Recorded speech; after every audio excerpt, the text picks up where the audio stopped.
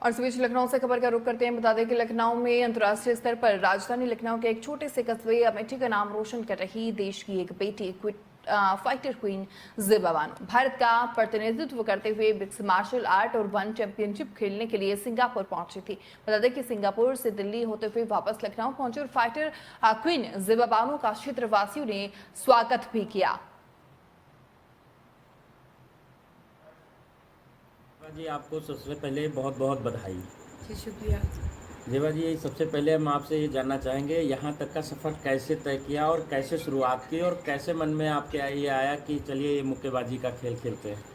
पहले तो सबसे पहले मैं स्कूल में थी, काफ़ी लोग मतलब मार्शल आर्ट्स करते थे, तो मैं पीछे बेंच पर बैठ के देखती थी कि मार्शल आर्ट्स क्या चीज़ है, मुझे नहीं पता था।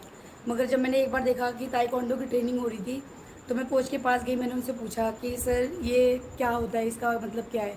तो उन्होंने मुझे बताया कि ये गेम होती है, गवर्नमेंट गेम होती है, इससे बच्चा खेलता है, स्पोर्ट्स का नाम है। तो फिर मैंने वहाँ से ना ताइक्वांडो ज्वाइन करा स्कूल से। धीरे धीरे मैंने वहाँ से ज्वाइन करने के बाद फिर मैंने घर वालों से थोड़ा अपील करी कि मुझे मार्शल आर्ट्स में डालना है, जाना है। तो पापा ने पूछा ये क्या होता है, फिर पापा को मैंने बताया ये ऐसे ऐसे होता है। फिर पापा ने मेरा एडमिशन करवाया, तो मैं स्टेडियम में ट्रेनिंग करने अकेडमी में ट्रेनिंग करने लगी काफ़ी टाइम से। कम मुझे 2 साल हो गए। मैंने वहाँ से ताइक्वांडो के स्टेट खेले, नेशनल खेले वहाँ से। फिर कुछ टाइम के बाद मैंने गेम चेंज कर दिया अपना वुशू गेम मैंने कम से कम 7 साल करा। वुशू में मेरे कम से कम 6 गोल्ड मेडल हैं, 2 सिल्वर हैं। स्टेट में कम से कम मेरे गोल्ड मेडल है 3। वहाँ से गेम करने के बाद फिर मैंने साई में एडमिशन लिया। साई में मेरा सिलेक्शन हो गया। 5 साल मैं साई में थी, sports authority of India. Sai को मैंने कम से कम 3 मेडल दिए, रिप्रेजेंट करा। उसके बाद मैंने फिर MMA ज्वाइन करा। MMA में इंटरेस्ट ऐसे आया कि लोग अलग गेम कर रहे थे, काफ़ी डिफरेंट था।